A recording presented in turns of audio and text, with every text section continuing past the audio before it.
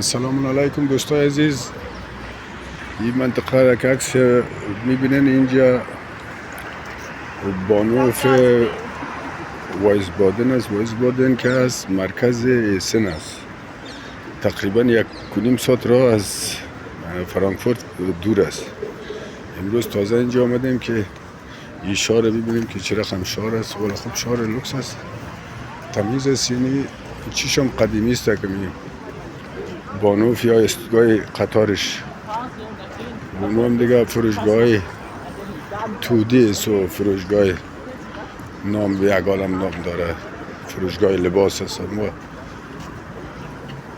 اونجا یک چند تا فروشگاه باش که باید چی هست که باره از دور دیده بودم که این فروشگاه تودی از چیز از خوراک است، اون دیگهش کلش از لباس است.